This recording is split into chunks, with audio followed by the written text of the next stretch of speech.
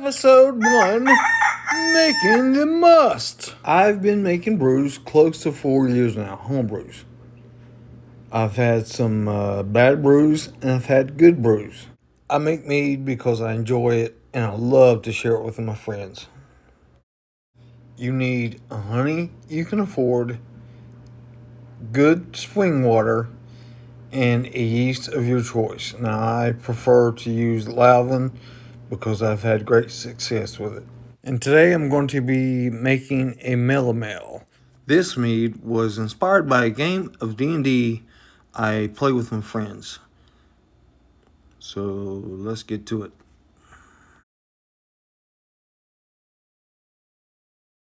All right, let's make our musts of clover and honey. You can buy it at your local store. Oh shit.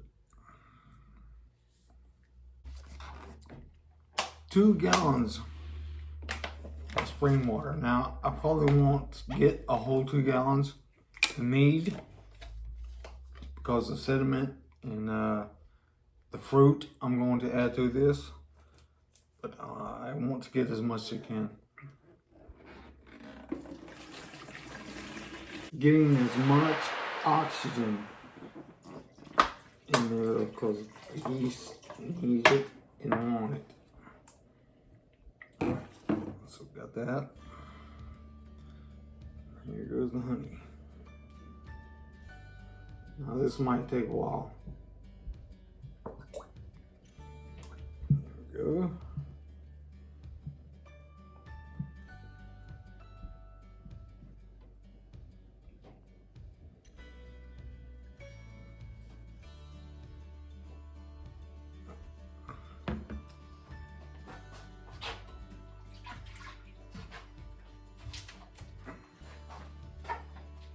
And of course, everything has been sanitized.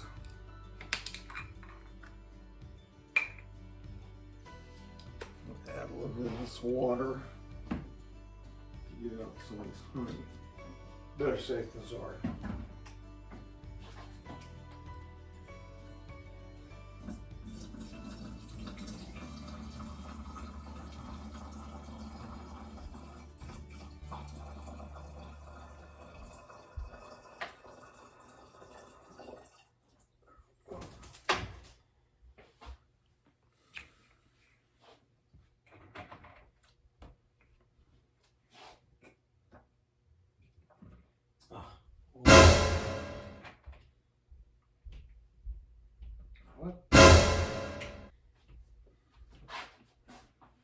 Here we go.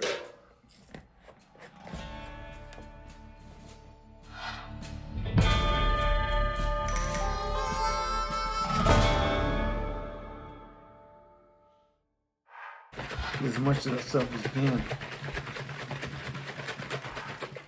You see all the honey on the bottom. Shake some more.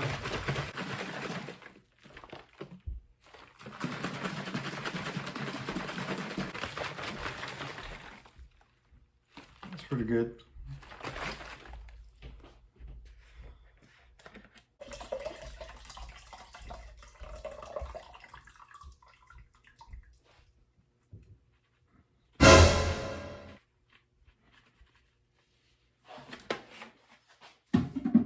Go into my sink here, full of sanitizer,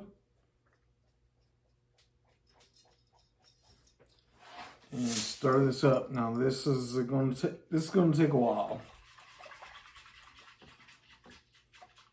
And while I'm doing this, I'm adding oxygen to it also. So this is probably going to take 5 or 10 minutes. So I'll be back. I just wanted to say, don't do what I just did.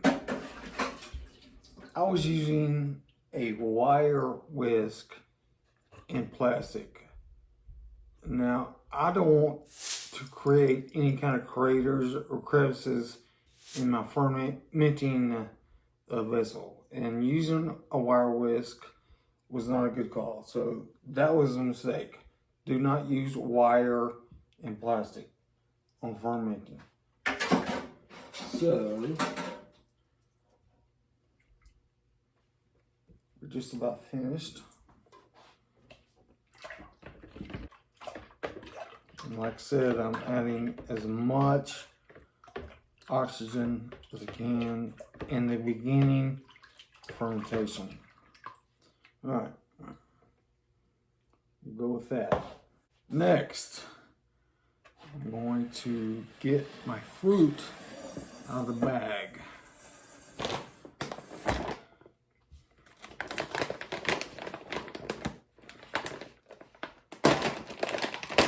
It's dull.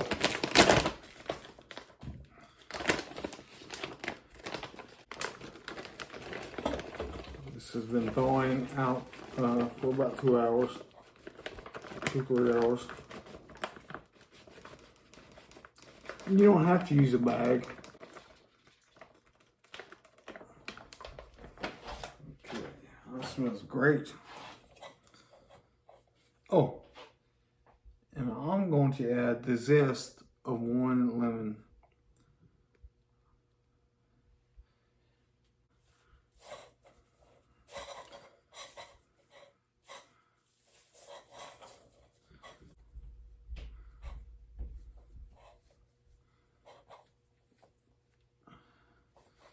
You know what? Before I do that, I'm going to take a gravity reading.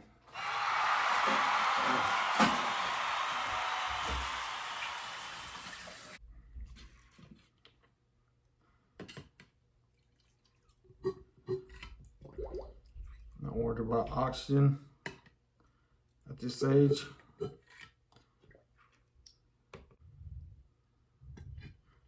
And the fruit is going to add a certain amount of sugars. Let's see. Ooh, a little bit too much. Okay, there we go. Oh, wow. Let's see.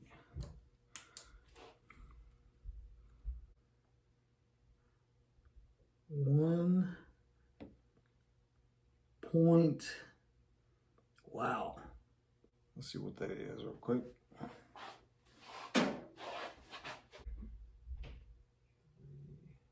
Oh, wow. Oh, I'm way.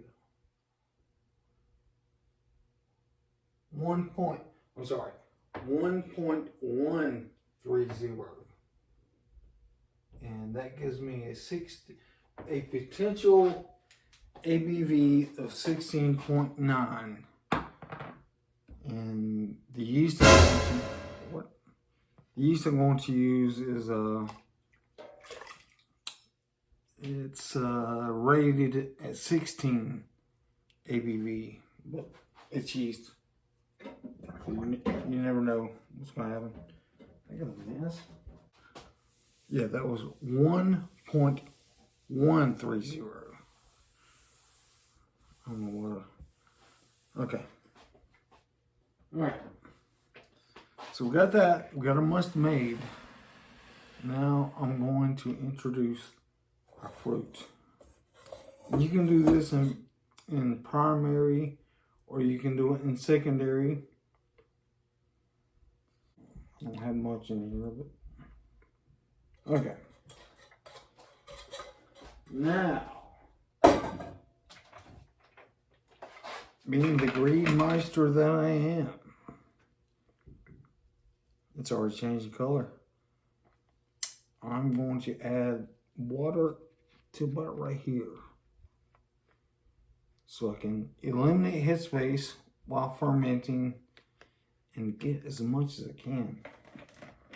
That's why I bought 2 gallons. Okay, let's see. All right, here we go. Don't want to be touching the lid. Okay, let's go with that. We'll go with that right there. So, what, a gallon and a half maybe? All right.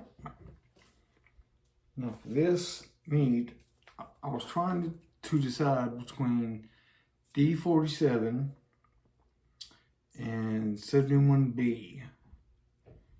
And I like Lalvin products. So I think I'm going with the 71B.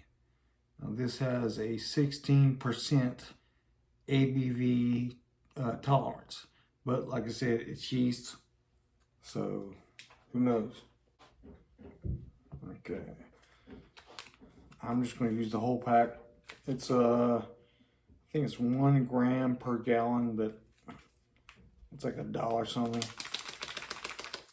So I'm going to use the whole thing. And this is a little over a year old, so I'm hoping it works, but we'll get there. So here we go. Make Beesting's Mead. Okay, let's get everything in there.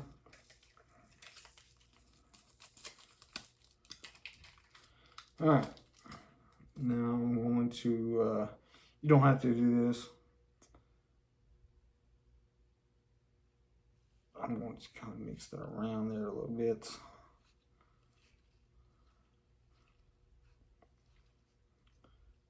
And the lid.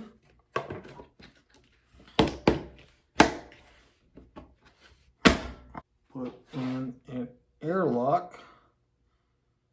I forgot to add the black tea for tins. Not too late, no worries. I can still do that. Then I don't think it's gonna be. Yeah, we're good. Just enough room. And this is not for taste. This is just for tannins. Okay.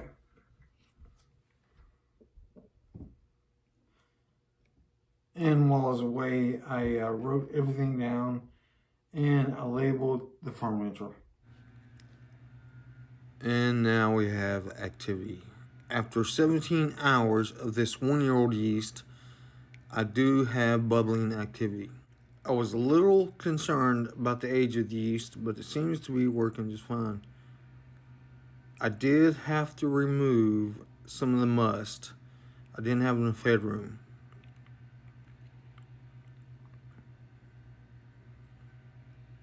And this is what I removed. Next step, just let it sit.